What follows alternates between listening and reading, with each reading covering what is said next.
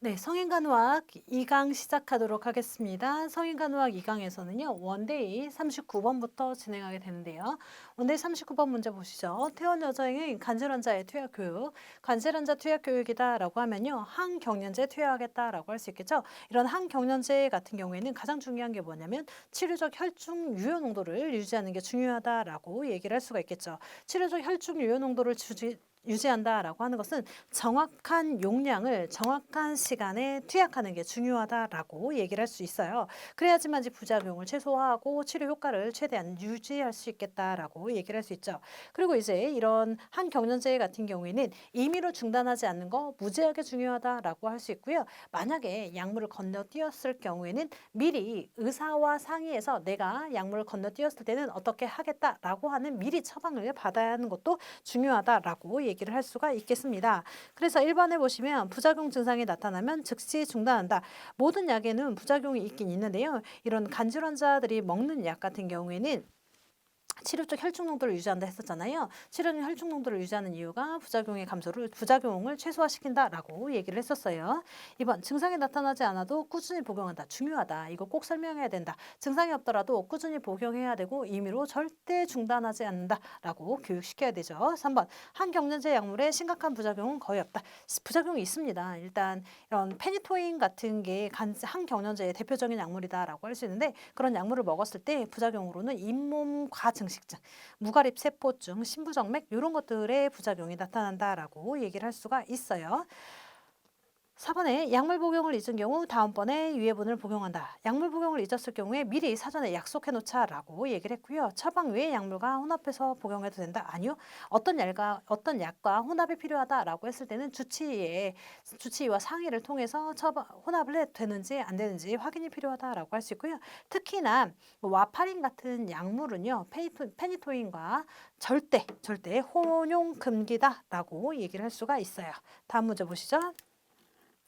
41번 문제요. 손목 터널 증후군, 카팔 터널 신드롬이라고 하는 거예요. 손목 터널 증후군, 수근관 증후군에 대한 설명인데 수근관 증후군이 있을 때 손바닥과 엄지와 검지석 감각이 둔해지면서 저린 증상이 나타나요. 밤이 되면 더 심해진다고 합니다. 이게 수근관 증후군의 주 증상이다라고 얘기를 할 수 있는데 수근관 증후군이라고 하는 것은 여기 손목을 지나가는 정중신경의 압박으로 인해서 발생하는 건데 정중신경의 압박을 확인하는 검사, 이 수근관 증후군의 자가 검사다라고 하면 크게 두 가지 설명할 수 있는데요. 팔렌 검사와 틴넬 검사 시행할 수 있어요. 팔렌 검사라고 하는 것은 양쪽 손등을 마주대고 미는 듯한 행동을 1분간 취했을 때 손바닥과 손가락으로 저린 증상이 있다. 손가락도 1, 2, 3, 4의 반절까지의 손가락 저린 증상이 있다라고 했을 때 손목 터널 증후군이라고 진단할 수 있겠구나. 팔렌 검사 양성이라고 표시해요. 틴넬 검사라고 하는 것은 그 의료용 해머로 정중신경을 툭툭 쳤을 때 쩌릿쩌릿한 증상이 있으면 그것도 양성이다라고 얘기를 할 수 있어요. 그래서 팔렌 검사와 틴넬 검사로 자가 검사할 수 있고 그걸로 진단할 수 있다. 2번 웨버 테스트라고 하는 건데요. 이거 난청 검사하는 거죠. 룸베르그 테스트 평형 검사라고 할 수 있고요. 커닝 검사는요. 뇌막염이 있을 때 뇌막염에 대한 검사다라고 할 수 있고 커닝 검사와 브루즌스키 검사 이 두 가지가 뇌막염 검사다라고 할 수가 있어요. 5번에 발렌싱 검사라고 있는데 발렌싱 검사 같은 경우에는 석고붕대나 견인장치 등을 시행하고 있을 때 순환 상태를 확인하는 검사가 발렌싱 검사다라고 얘기를 할 수가 있죠. 다음 문제요.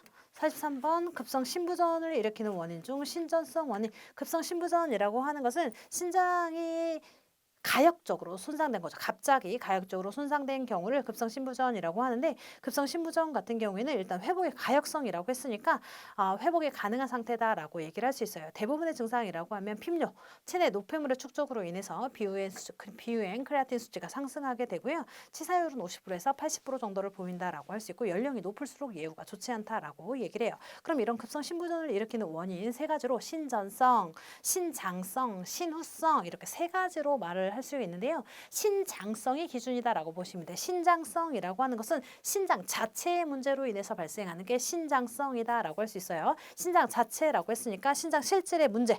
그래서 신장의 외상 신장의 손상, 급성 세뇨관 괴사 이런 것들로 일어나는 게 신장성이고요. 전체 신부전에서 신장성이 차지하는 비율은 약 25%에서 40% 정도가 신장성 원인에 의해서 발생한다라고 할 수 있어요. 그리고 또 어떤 것들도 있을 수 있냐면 신독성 물질에 노출되었을 때도 신장성이다라고 얘기를 할 수 있죠. 그러면 신전성, 신장의 문제가 아니라 신장으로 오는 혈류가 부족해지는 것, 신장으로 오는 것들에 어떤 문제가 발생해서 신장으로 제대로 된 혈액순환이 안 되기 때문에 발생한다라고 보시면 되는데요. 이 신전성이 전체 신부전의 55%에서 70%를 차지한다라고 얘기를 할 수 있어요.